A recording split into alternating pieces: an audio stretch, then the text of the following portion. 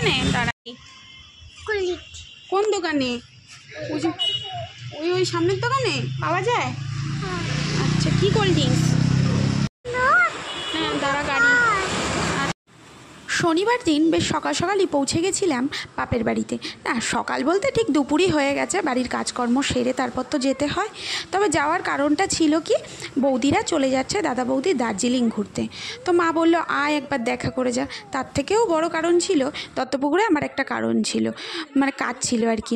তো সেখানে যেতেই হতো। তো ভাবলাম এক কাজে দুটোই মিটিয়ে ফেলি। তো পৌঁছে গেছিলাম শনিবার দিন। আর আমার যেহেতু নিরামিষ, তো নিরামিষের আয়োজনই মা করেছিল। বাড়িতে নিরামিষ রান্নাই হচ্ছে এখন। আর এদিকে দেখো, সোহাগ বেটাকে নিয়ে গেছিলাম ওই দোকানে। ওখানে গিয়ে তো কোল্ড ড্রিঙ্কস খাওয়ার যে কী পোকা হয়েছে, কোনটা খাবে কি নিজেই দেখিয়ে দিচ্ছি। আর এদিকে মা কি রান্না করেছে আমি এসেই দেখতে শুরু করেছি, কারণ সকাল থেকে তেমন কিছু খাওয়া হয়নি। এখানে মা আলুর দম রান্না করেছে, চাটনি করেছে আর ফ্রায়েড রাইস করেছে। চাটনি আলুর দমের মধ্যে আবার কি দিয়েছে আমি ঠিক মনে করতে পারছিলাম না, সয়াবিন দিয়েছিল, সয়াবিন। তো এখানে ফ্রায়েড রাইস। আর এই যে মা নতুন ওয়াইফাই কানেকশান নিয়েছে, সেটাই আমাকে সোহাগ বেটার বক্সটা খুলে খুলে দেখাচ্ছে। আসল কথা, বাড়িতে এলেই না একার মতন ওই বসে থাকতে একটুও ভালো লাগে না, কারণ আমাদের বাড়িতে যে যার কাজে ব্যস্ত আর যে যার ঘরের মধ্যেও ব্যস্ত। সেই জন্য আমি আমার ঘরে গিয়ে বসে থাকি। তো অনয় থাকলে তাও ভালো, কারণ ও তো ডিউটিতে গেছে শনিবার দিন। তো কিছু করার নেই। আমি মাকে বলেছিলাম মা যাবো, কিন্তু ওয়াইফাই কানেকশানটা আগে তোমাকে নিতে হবে, যাতে একটু বসে টিভি দেখতে পারি, মোবাইল ঘাঁটতে পারি। মা কিন্তু আমার কত মতোই কাজ করেছে, ওয়াইফাই কানেকশানটা নিয়ে নিয়েছে। আর আমার না খিদে পেয়ে গেছিলো, যাওয়ার পরে 10 মিনিট ঘুরে ফিরেই খেতে বসে পড়েছি। এই চালটা না আলাদা, তাই না? এই নে মাম। ও মাম খেতে খুব ভালোবাসে আমার মতন, শুধু মাম মাম মাম মাম বললে সব খেয়ে নেবে। এত সাদা আসছে কেন আমাকে দেখতে? এত সাদা তো আমি নই, সাদা সাদা লাগছে।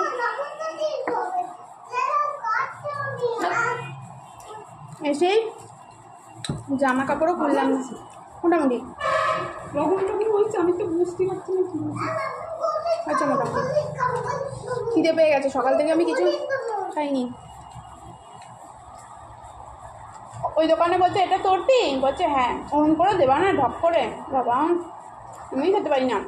আর কোল্ড ড্রিঙ্কস খাওয়ার কি পোকা হয়েছে। বলছে এটা কি তোর টি? বলছে কি হ্যাঁ। বলছে না না তোর টি না, বলছে আমার টি, আর আমি ওইটাই খাই।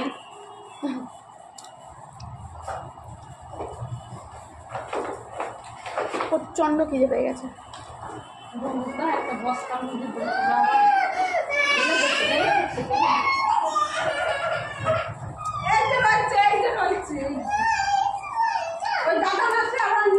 আচ্ছা আমি আজকে এনে তো বইটা খেয়ে নাও।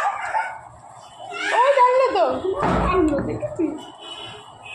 দরজা দিয়ে আবার চলে গেল, দম করে দরজা দিয়ে। কোল্ড ড্রিঙ্কসটা খেতে খেতে ওই ঘরে গেছে, উল্টে পড়ে গেছে। এইটুকু রয়েছে এখনো, খাবে না, চলে গেল ঘরে দৌড়ে খাচ্ছে খাচ্ছে, গিয়ে দম করে দরজা দিয়ে দিল।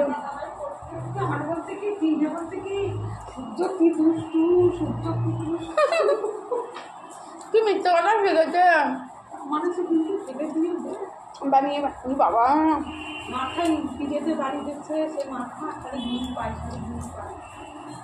ডাক্তার দেখিয়ে নি। 2:30 বাজে, এখন তুই খাচ্ছিস চিপস? দুপুর 2:30টার সময় চিপস খাওয়ার সময়? কোল্ড ড্রিঙ্কস, চিপস, চকলেট এইসব খাচ্ছে। ভাত খা, মাম দিয়ে। ও নাকি মাম রান্না করেছে আমার জন্য, ওই মাম দিয়ে ভাত দাও ওকে। ও আমাকে আস্তে আস্তে বলছে আমি রান্না করেছি তোমার জন্য। আমি বলছি কী রান্না করেছো? বলছে মাম করেছি। ওই মাম দিয়ে ভাত খা, ভাত খেয়ে আয়, ভাত খেয়ে শুবি আয় আয়। আজকের ভিডিওটাতে হয়তো তেমন কিছুই নেই, ভিডিওটাও বেশ ছোট্ট। তবে কি জানো তো, সোহাগ বেটার সাথে তার পিপির একটা বেশ দিন যাপনের গল্প রইল, যেটা আমি আমার স্মৃতির পাতায় তুলে রাখতে চাইলাম, তাই জন্যই এই ভিডিওটা পোস্ট করা।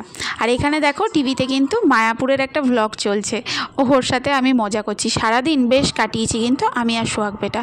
তারপর বিকেলের দিকে ও ঘুমিয়ে পড়লো, আর আমিও আমার কাজে বেরিয়ে পড়লাম মাকে নিয়ে। তবে ওরা যখন বেরোলো তার আগে আমি না ফিরতে পারিনি, ভেবেছিলাম চলে আসবো, বাট ফিরতে পারিনি।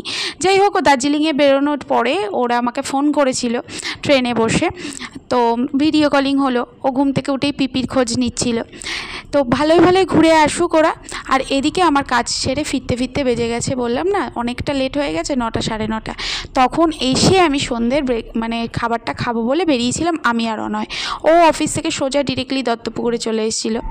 সন্ধ্যের খাবারটা নিয়ে তো তোমাদের সাথে একটা লাইভ ভিডিওতে এসেছিলাম, যেটা আগের স্যাটারডেতে ছিল। তো যারা যারা জয়েন করেছো তারা জানো, যারা পরে দেখেছো তারাও জানো। যাই হোক, তোমাদের সাথে লাইভ করার পরে ডিসিশন নিলাম নেক্সট সানডে আমরা দত্তপুকুরেই থাকছি। তো দেখতে থাকো।